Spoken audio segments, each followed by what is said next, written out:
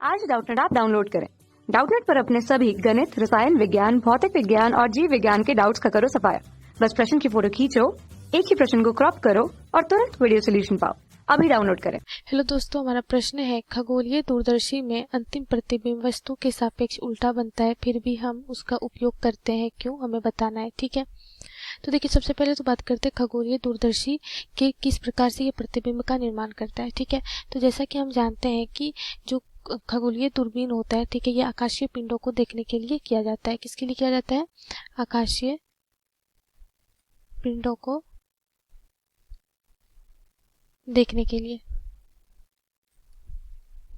ठीक है, तो क्या होता है कि यहाँ पे ये जो पिंड होते हैं वे वैसे तो आकार में बहुत बड़े होते हैं, लेकिन धरती से बहुत दूर होने के कारण ये आंख पर इनके द्वारा बनने वाला कोण बहुत छोटा होता है।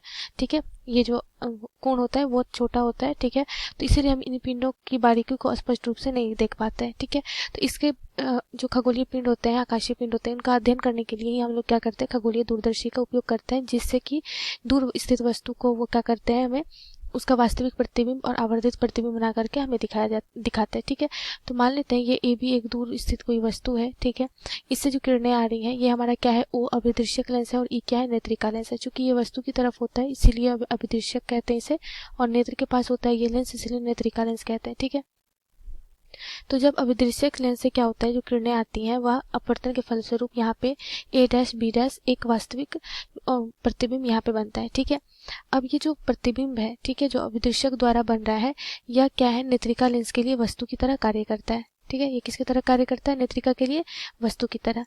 अब यहाँ से हम देख रहे होते हैं, ठीक है, तो यहाँ से देखिए ये तीन किरणें आ रही होती है। ठीक है, और इन तीनों का जो कटान होता है यहाँ पे होता है, और यहाँ पे इसका क्या बनता है, अंतिम प्रतिबिंब बनता है, जो क्या होता है, A double dash B double dash, ये क्या है, अंतिम प्रतिबिंब। ठीक है, और अंतिम प्रतिबिंब हम देख सकते हैं कैसा प्राप्त हो रहा है हमें, वास्तविक, उल्टा और आवर्धित। ठीक है, तो हमें ये पूछा जा रहा है प्रश्न में कि उल्टा प्रतिबिंब बनने के कारण फिर भी हम क्यों खगोलीय दूरदर्शी का उपयोग करते हैं। ठीक है, तो चूंकि जो आकाशीय पिंड होते हैं, ठीक है, आकाशीय पिंड में क्या होता है कि हमें आकाशीय पिंडों की बारीकियों और उसकी संरचनाओं के बारे में अध्ययन करते हैं। ठीक है, तो खगोलीय पिंड सामान्यतः नेत्र से स्पष्ट दिखाई नहीं देते हैं, तो इसका प्रतिबिंब उल्टा बनने पर खगोलीय पिंड के अध्ययन में कोई कठिनाई नहीं होती है। चूंकि ये आवर्धित प्रतिबिंब बना के दिखाता है, तो बस हमें क्या चाहिए होता है कि दूर जो आकाशीय पिंड होते हैं उसका हमें क्या बने, आवर्धित प्रतिबिंब भी बस प्राप्त हो हमें। ठीक है, आवर्धित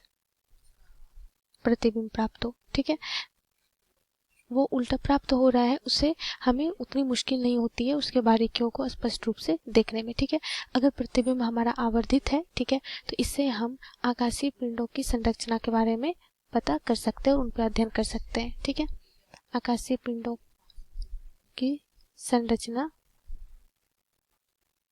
संरचना को स्पष्ट रूप से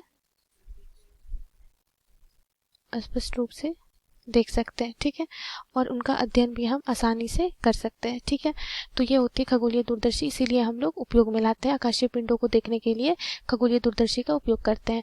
अब यही अगर हम देखें तो खगोलीय दूरदर्शी की बात करें हम पृथ्वी पे स्थित किसी दूर वस्तु को देखने के लिए, तो क्या होता है कि खगोलीय दूरबीन में क्या होता है कि अंतिम प्रतिबिंब उल्टा बनता है। ठीक है, तो अगर मान लीजिए कि धरती पर हम दूर की वस्तुओं को आवर्धित करके देखना चाहे तो प्रतिबिंब का उल्टा होना कठिनाई उत्पन्न कर सकता है। ठीक है, अब इसके लिए अगर हम उदाहरण से देखें तो मान लीजिए कि कोई पृथ्वी पर अगर हम खगोलीय से देखें, ठीक है, तो इसका क्या होता है कि उल्टा प्रतिबिंब बनता है। तो इसकी कठिनाई क्या हो सकती है कि अब मान लीजिए कि हम कोई दर्शक है, ठीक है, और वह दूर से बैठ के दूरबीन की सहायता से क्रिकेट मैच को देख रहा है, तो दूरबीन उल्टे प्रतिबिंब बना रही है, तो आवर्धन के कारण हम गेंद को तो क्या कर सकते हैं, बड़ा देख सकते हैं कि गेंद किधर से आ रही है। ठीक है, लेकिन उसका वह किस दिशा से आ रही है उसका हमें ज्ञान अच्छे से नहीं हो पाता है, उसका बोध हमें अच्छे से नहीं हो पाता है। इसीलिए हम लोग क्या करते हैं, पृथ्वी पे देखने के लिए, दूर की वस्तु को देखने के लिए, इसके कारण हम लोग क्या करते हैं, पार्थिव दूरबीन का उपयोग करते हैं, जो क्या करता है, आभासी और सीधा प्रतिबिंब बनाता है। ठीक है, तो इसीलिए खगोलीय दूरबीन जो होता है उसे हम बस आकाशीय पिंडों को देखने के लिए ही करते हैं, क्योंकि आकाशीय पिंडों